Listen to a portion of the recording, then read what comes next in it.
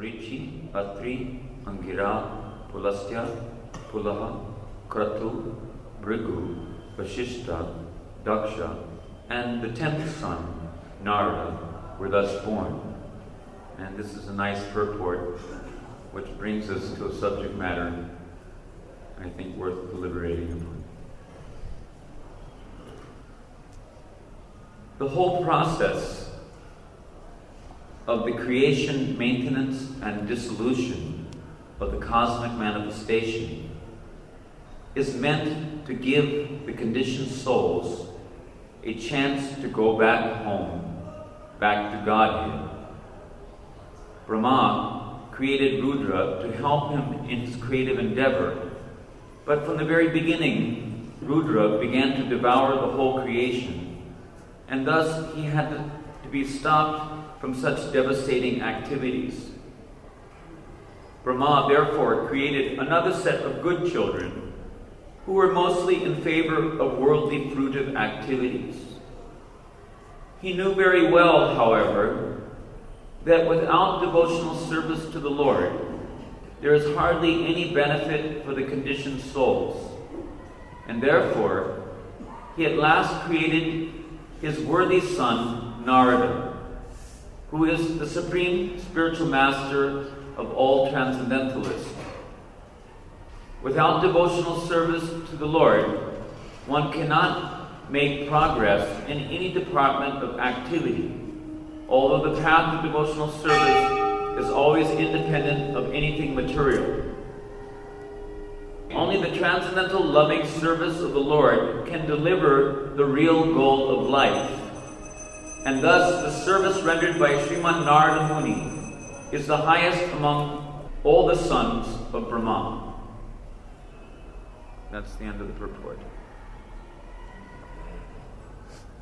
Om Ajnanatirmirandasya Ananjana Shalakaya Chakshurapalitam Jena Tasmai Shri Gurave Namaha Shri Chaitanya Manobhishtam Stapitam Jena Bhutale Swayam Kadapayam Dalati Swapanam Hare Krishna.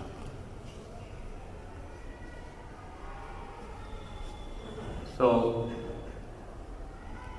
the interesting point that I personally feel inclined to mark about this particular purport is that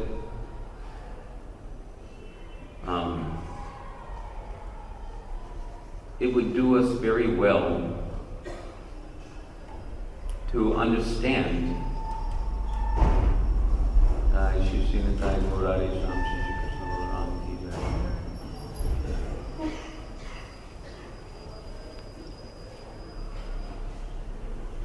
it would do us very well to understand what is the actual purpose of this whole setup.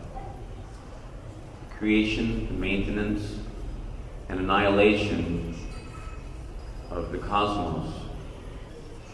This whole material world is vyakta and avyakta for eternity. It means that it is manifest and unmanifest for eternity. And as mentioned here by Srila Prabhupada, there's a reason for this. There's a primary reason, and then there's a secondary reason. Primary reason, the first and foremost important reason, is to actually retrieve the fallen conditioned souls. The secondary reason is to incarcerate them, or to imprison them. Krishna always has our welfare in mind. Actually, that's on the forefront of his mind. What he has to do to accomplish or to achieve the fulfillment of his purposes, that is a secondary consideration.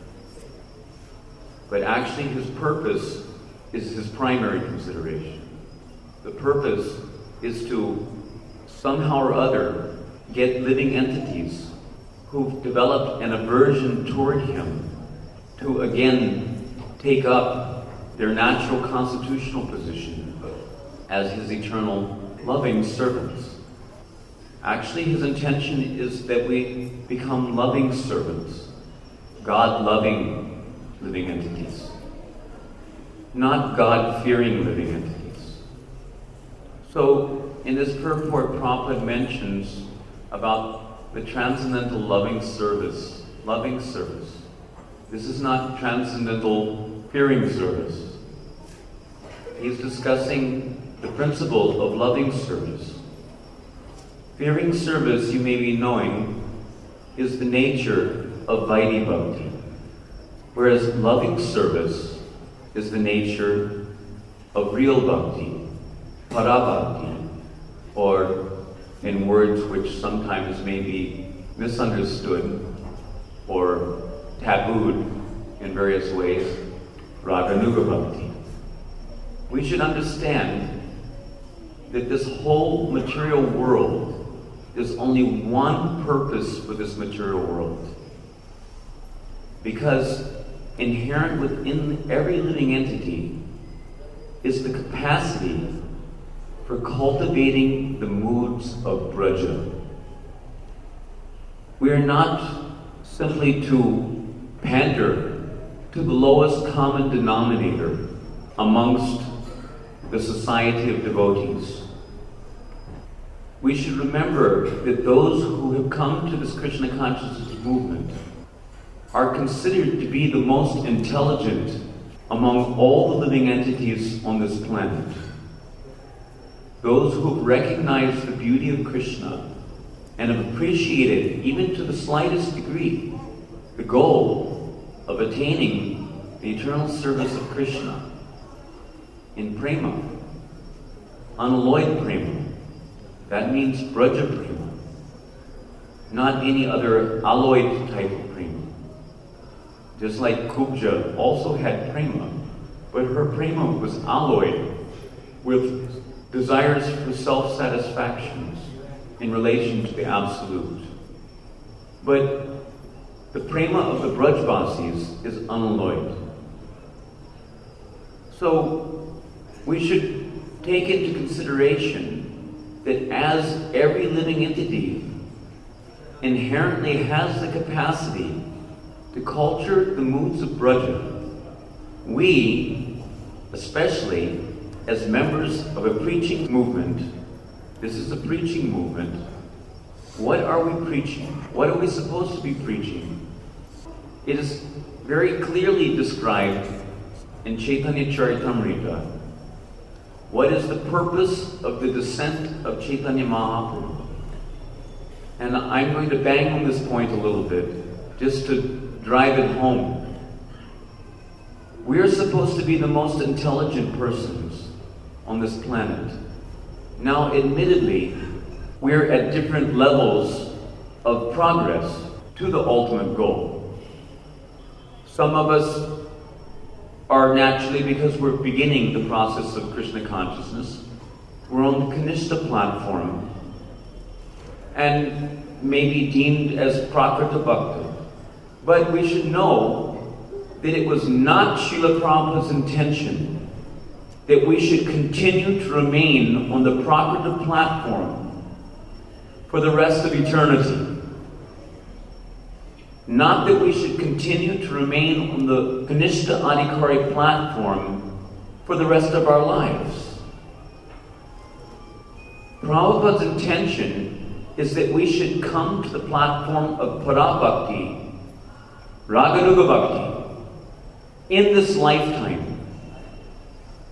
Now, it may be possible for some, and it may not be possible for others who perhaps have not the required accumulation of Bhakti Mukhe Sukriti from previous lifetimes to have the strength of Shraddha and the right kind of Shraddha for embarking on the Rag Marg.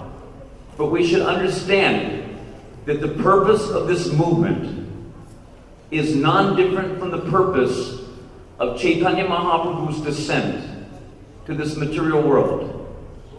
Mahaprabhu's descent to this material world is twofold. His purpose is twofold. Prema rasa niryasa, korite swadana. Swadana means to taste. Prema rasa, not any kind of prema rasa. Braja prema, Radha prema. He came to taste the mellows of Braja Bhakti. And the second, and no less important, as it pertains directly to his descent to this material world, it has no meaning otherwise. Rag, Marg, Bhakti, Loki, Korite, Pracharan. Pracharan. What does Pracharan mean, please? Preaching. Preaching what? Rag, Marg, Bhakti, Loki, to the people of this world. Rag, Marg, Bhakti means spontaneous devotional service following in the footsteps of the Brajvasis. Not following in the footsteps of Kubja. Not following in the footsteps of the queens of Dwarka or any other of the Yadu dynasty. And certainly not following in the footsteps of the Vaikuntha-Vasis. In the hearts of those who have actually imbibed the essence of the teachings of this Sampradaya, the Rupanuga Sampradaya, the Gaudiya Sampradaya, they consider the attainment of Vaikuntha no better than the attainment of hell. What is the use of a Krishna without a flute? What is the use of Krishna without Radha? So our business is to understand this Siddhanta. What is the goal of our life? The goal of our life, there's Sambandha Tattva, Abhideya Tattva, and Prayojan Tattva. Prayojan means necessity. The prime necessity of every one of us, because inherent within every one of us, is the capacity for culturing the mood of Braja. So the Anandamaya Vyasat aspect of ourself, for full satisfaction, requires to experience and give Krishna an opportunity to also experience reciprocation on the basis of our prema, Braja prema, not any prema. So we should, even if we have not the adhikar, I'm not talking to a bunch of 8-year-olds. I'm talking to people who have gone through Prabhupada's books. And if you've not gone through Prabhupada's books, then I suggest that you make a serious attempt to understand the power, the purity of purpose of this Gaudiya Sampradaya. We are not here just to make an international society for social development. This is not the purpose of this Sampradaya. The institution may have various facets which address various problems or various issues, but we should not lose our focus, please. Our focus is the attainment of prema, the attainment of Braja prema. That is the prayojan. And the abhideya, which corresponds to the actual attainment of that prayojan, is Ragmarg Bhakti, not Vaidhi Bhakti. Vaidhi Bhakti is a program for neophyte devotees to help them to get a foothold. But then you have to make progress. You can't just stagnate, thinking that there's no scope for anything higher in this lifetime, and waste your human form of life, and end up hundreds and thousands of neophyte devotees clamoring at the doorstep of death, without having actually gleaned the essence of what this Sampradaya has to offer. Miss the point, either due to our own dull-headedness or due to the spiritual ineptitude of the people that we're associating with. So it is necessary to seek out good association, higher level association, by which we can actually come to grip with the reality of what we're supposed to be all about as members of the Krishna consciousness movement.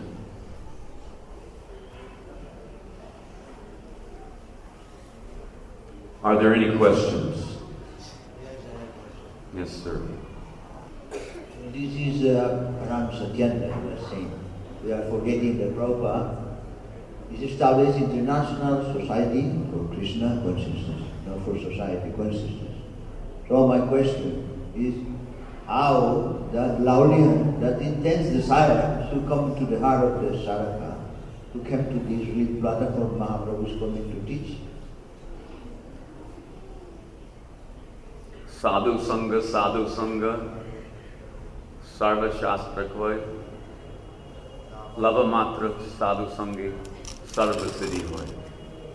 We have to seek out genuine Sadhu Sangha. By Sadhu Sangha, as Srila Prabhupada has said, faith is created in the association of sadhus, devotees. Devotee means sadhu. Devotee means real devotee. Those who are Vaishnava Bhas, who are semblance of Vaishnava, who are chanting Nama Bhas, or chanting the offended name, Aparadma, they could hardly be called sadhu in the real sense. Sadhu means one who is chanting Shuddhanam. Shuddhanam means that within his heart is seated the Supreme Personality of Godhead, along with his Antaranga Shaktis. And every word that comes from his mouth is Shabda Brahman. Nothing which comes from his mouth is anything other than Shabda Brahman. Brahman means spiritual platform. Sagunan Samatitaitan Brahma Bhuyaya Kalpate. How? Mam Shriyo Vyavicharena Bhakti Yogena Sevate. In the association of pure devotees. We have to cultivate pure devotional association. Real cultivation of pure devotional association must be based on utsaha. Utsaha means enthusiasm. You cannot be enthusiastic about something that you're not attracted to. So in the association of pure devotees, you will get a chance to hear about the goal of life. If you don't hear about the goal of life, if you don't hear about Krishna's Braja Leelas, if you don't hear about the sweetness and beauty of Krishna's dealings with his eternal associates in the land of Braja, we're not going to get into discussing pastimes in this assembly that might be frowned upon. But at least we can discuss the tattva. And then, in your spare time, if you have the courage, go full steam ahead. There's so many beautiful books of the Goswamis which have been left for our benefit. If we don't take advantage of them, then it's not that they're the loser. It's not that Krishna's the loser. We're the loser. It's just like Prabhupada gives the example, Bhaktisiddhanta Saraswati gives the example of the difference between licking the outside of the jar of honey and opening the jar of honey and tasting the honey. Srila Prabhupada compares the licking of the outside of the jar of honey to what? To Vaidhi Bhakti. And he compares opening the jar of honey and tasting the actual honey to real bhakti, Raganuga Bhakti, Rag Bhakti, Ragmayi Bhakti. So we have to come to the Nishta platform based on utsaha. And utsaha, or enthusiasm, can only come when we see something attractive. When that attraction is there, then automatically lobha, or greed, for the thing manifests. Otherwise, it is a forced affair. That is Vaidhi Bhakti. By force, by order of Guru, by Shastric injunction, with the guillotine of impending reactions to offenses over our neck, to keep us in line, to force us to adhere to the regulative principles of devotional service. But real steadiness, real ruchi, real asakti, real bhav can come when we have the lobha. And we cannot get the lobha because that is the actual fundamental basis of one's adhikar for pursuing the path of rag bhajan. At least we should understand this is our goal. And know that even if we're on the platform of executing the orders of Guru and Shastric injunctions under the Vaidhi process, that's not the all in all. We have to go forward. Sooner or later, the sooner the better. The better for you, the better for me. So we have to go forward on the basis of attraction. Rag means attraction. That is the meaning of rag. Everyone has rag. There isn't anyone in this world, even from the smallest microbe to Lord Brahma, everyone has rag. But it's a question of the quality of the rag. What kind of rag? Attraction is there. Everyone has attraction, but someone is attracted to the mundane, and someone is attracted to transcendence.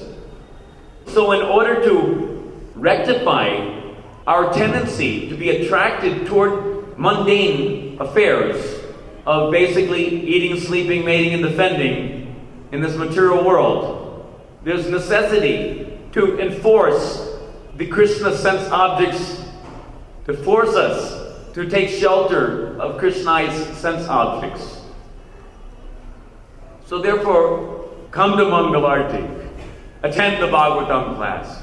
Chant 16 rounds, etc., etc. Must do. If you don't, you're Guru Avagi. You disobey the order of the spiritual master, and to hell with you. What do we care? If you don't want to follow, if you don't want to get prema.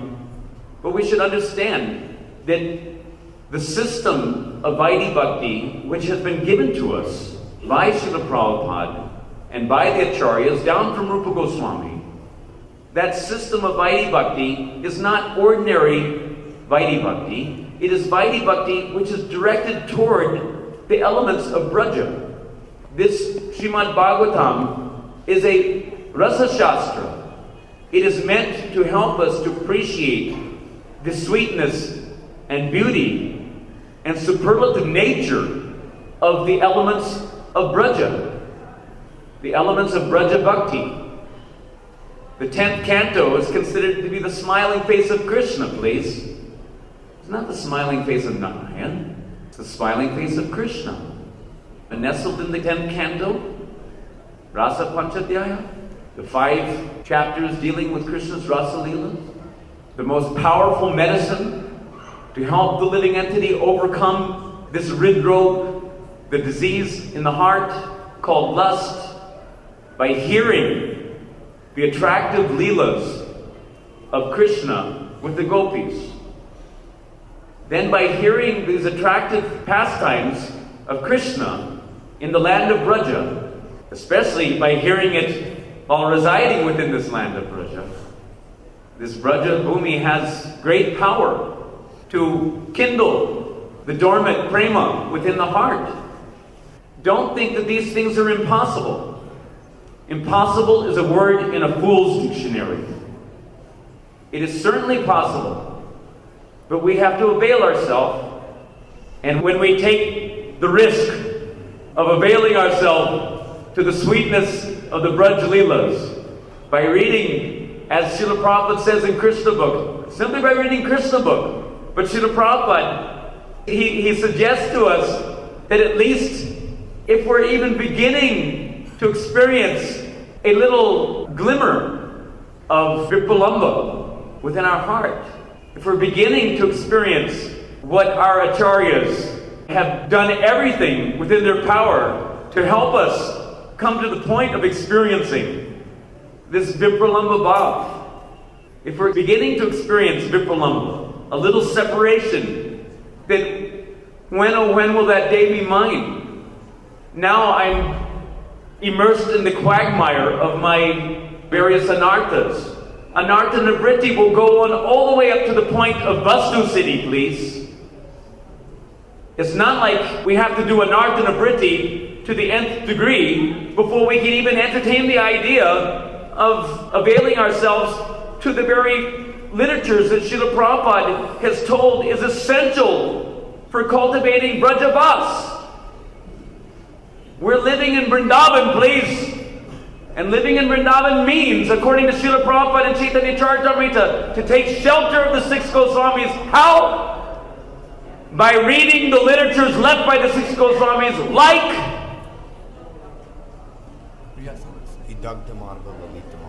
Bhakti Rasamrita Sindhu, Vidagdha Madhava, Lalita Madhava, Brihad Bhagavatamrita.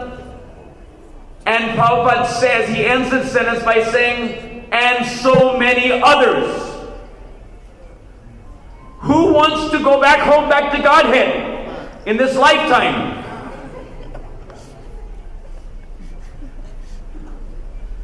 Do you want to go back home, back to Godhead? And back home, back to Godhead doesn't mean to any damn place back home, back to Godhead.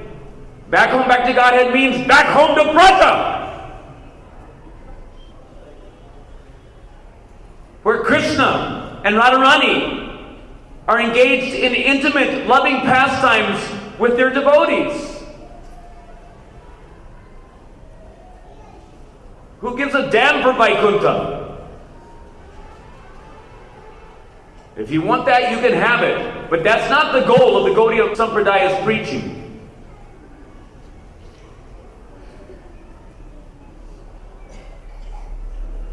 One more question, please. This is an important question about Nama-Tattva. Your authority in the Harinam Nama-Tattva is very deep subject. So my question is that, we know that wonderful mantra, Nama-Sankirtana Krishna Chaitanya Rasa Tingraha Purna Sukha Nikya Vinajam Namanami. Also Bhaktivinoda Thakur Harinam Chintana explained, what is the real goal, the real benefit to chant Hare Krishna? So my question is that in the morning time, when we are chanting or Mala, I have some questions to Srila Siyamara, but I want to help from you. That it is alright that we should chant clearly and have each word of the mantra, Hare Krishna. But it is okay that if we think in the morning that Radharani and Shyam is being served and assisting by different Sevadasis, Bhaktis, Manjalis, etc. So it is okay if we are chanting that time but thinking it is Krishna Lila pastime? Nam, Rup, Guna, and Leela. Srila Prabhupada has, what to speak of others, but our Srila Prabhupada, sometimes we take him cheaply and think that he's giving some elementary course. But he himself has told that the time should come when simply by chanting the holy name of Krishna, automatically one will think of Krishna's beautiful bodily features, how sweet is his beautiful face with beautiful lotus eyes and sweet honey moonbeam smiling, kissy mouth.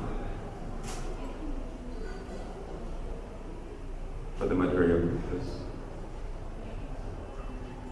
Not everyone will have that inclination, but there are those. Prabhupada has said that mostly those coming in our Rupanuga Sampradaya will be inclined toward the material rasa. Others may be inclined toward the Sakya Lava, or the Vatsaya Lava even. But if we cannot think, if by our chanting we cannot immediately see within our heart of hearts the beautiful form of Shamsundar, Achintya Guna Sarupam, if we don't see within our heart, because the Premanjana is not sufficient, then Bhaktivinoda Thakur gives a simple solution.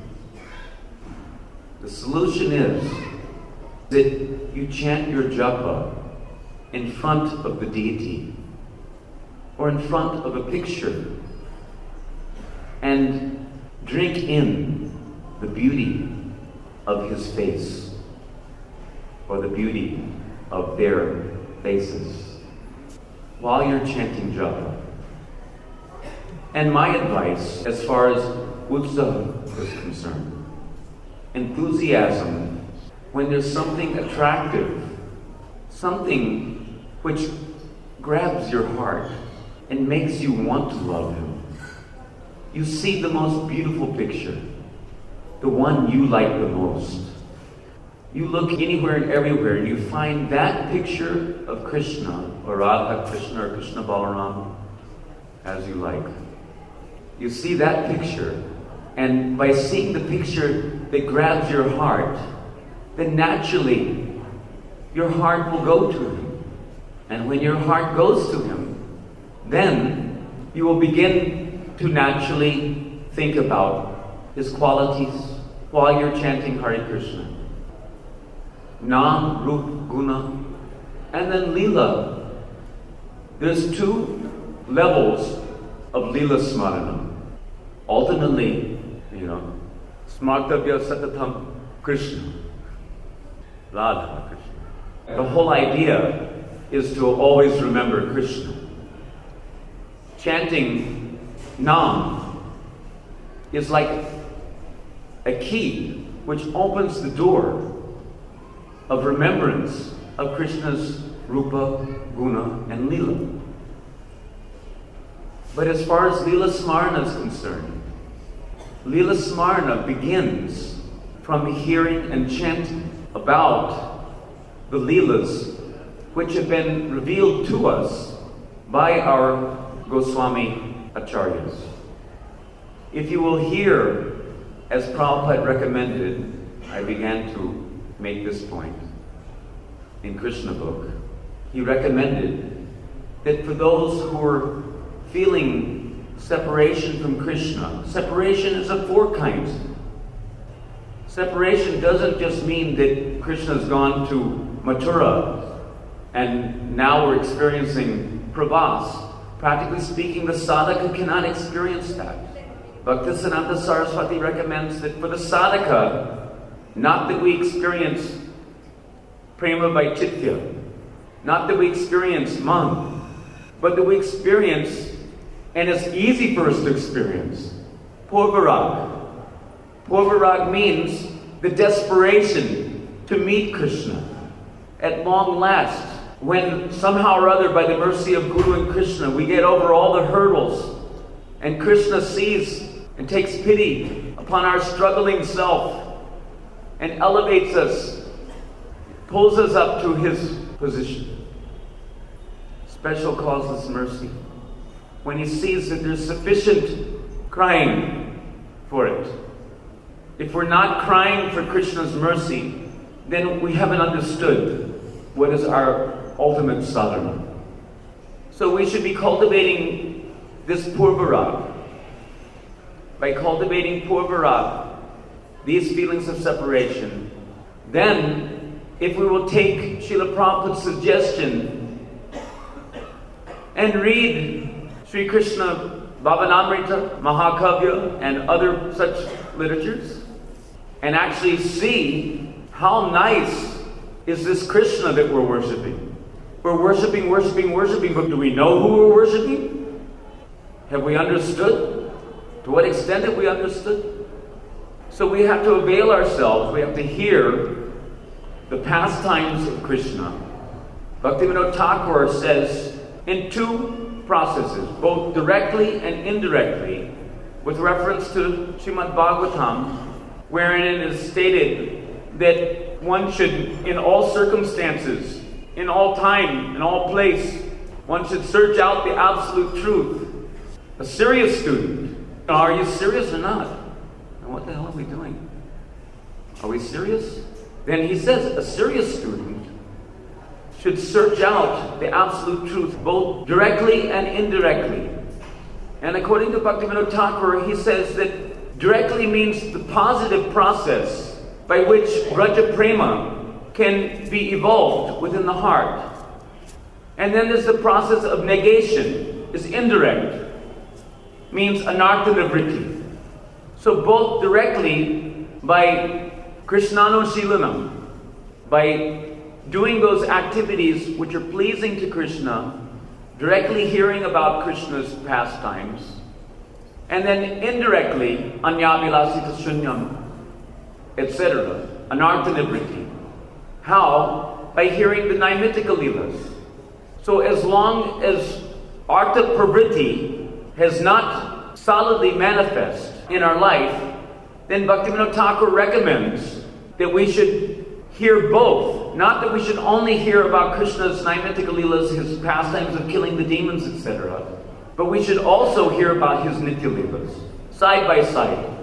Then, as artha pravritti becomes prominent, anarthana vritti becomes less important. Bhaktisiddhanta Saraswati makes the point that we should not make the mistake of thinking that anarthana vritti is our prayojana. One who thinks like this, Bhaktisiddhanta says, his every endeavor may very easily end in nirvisheshvad, because we don't actually develop the positive appreciation of the goal.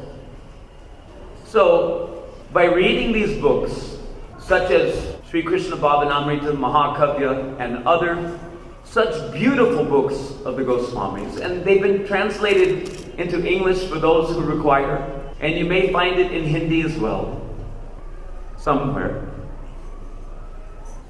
But if you read these books, hear about the pastimes of Krishna, and if we, in our little subgroups of inspired devotional association, if we will chant about these beautiful pastimes of Radha and Krishna, then, as a result, it will be very easy for us to remember.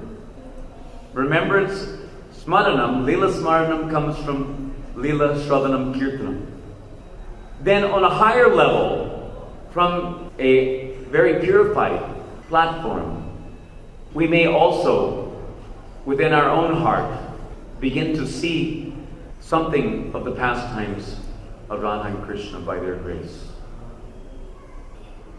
But every journey starts with this first step, please.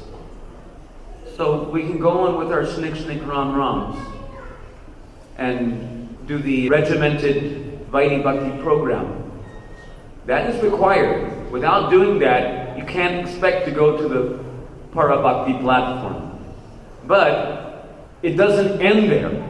It's not that our regimentation, going through the systematic process, shastric process, is the all in all. We have to go forward to the Madhyam Adhikar. From the Madhyam Adhikari platform, one can actually begin to earnestly pursue the path of Rag Bhajan by following in the footsteps of the Brajvasis. And then the Anarthana Vritti goes on as a side effect of our one-pointed, ekantika determination, vyavasayatmika buddhi, Bhoga Aishwarya Prasaktanam. Bhoga means this material world. Aishwarya means all the way up to Vaikuntha Bhakti. Aishwarya Mai Bhakti. Aishwarya Gyan Mai Bhakti. Which produces this Aishwarya Gyan Mahima Prema. We want Gyan Shunya Prema. Not Gyan Shunya. We want unalloyed Prema. Raja Prema. So anyway, it's getting late and I have this, are there any more points of discussion anyone would like to take up? Is that okay? Yes? You would like to? So for the neophytes, you said you have to have greed, right? Gradually it will come.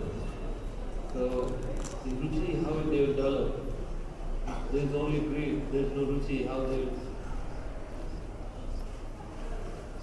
Nothing happens without doing bhajan, please. Bhajan, there are 9 processes of bhajan in the Vaidhi platform.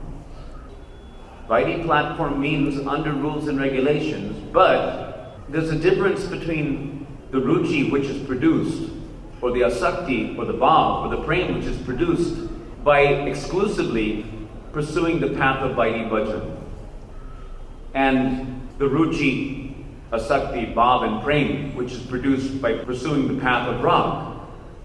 Our acharyas, they advocate the superlative nature of rag bhajan, not so much because it's on a high platform.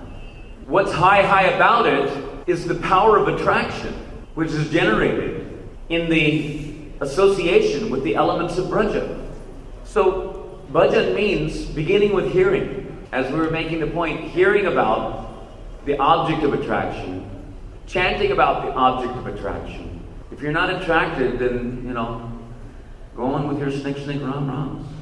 And eventually, if you stick it out somehow or other by someone's merciful browbeating, then maybe sometime in the course of your going through Srila Prabhupada's books, you'll begin to understand what it is that you have in your hand. So ruchi comes more rapidly when there's lobha. So by associating with seriously associating means with an open mind, there's 2 important things which are required. Of course, everything's depending on one's adhikar. But if you have a powerful spiritual master or a powerful acharya, as Srila Prabhupada, but if the disciple's not receptive, then you cannot expect to be impregnated with bhakti shakti. Furthermore, as far as anartha nivritti is concerned, if you're trying to ignite a fire, it is not that you can expect to ignite the fire by pouring water on the wood. So as mentioned here, Lord Shiva was advised to do penance. Penance basically, in this sense, means don't do nonsense. We're trying to create something wonderful here, and here we are infatuated by our various little petty material attachments, and we continue to douse the fire with the water of sense gratifying attachments. But let's be real. If you want prema bhakti, then you have to focus on that bhajan which is actually ordained by Sri Chaitanya Mahaprabhu. As we were making the point, Mahaprabhu came to relish the sweetness of Braja Prema, and he came to broadcast Ragmarg Bhakti to the people of this world. He came for these 2 reasons.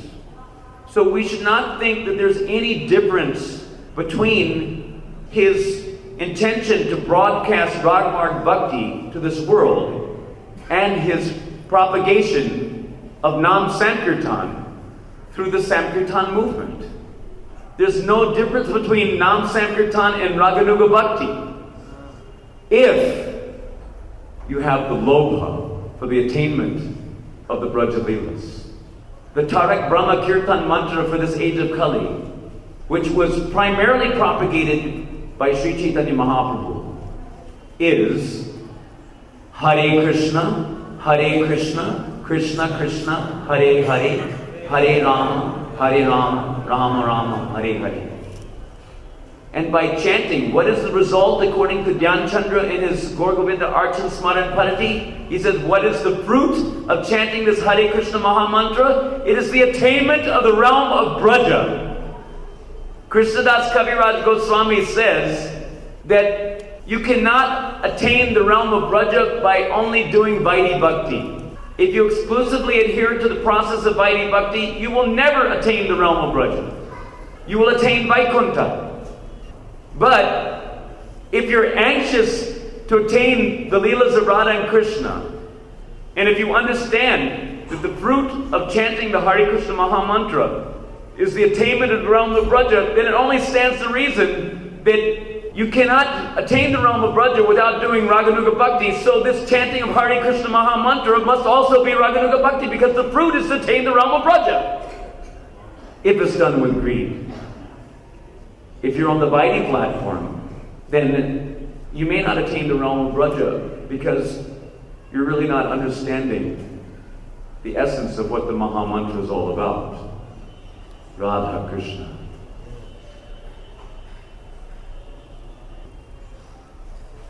Hare Krishna.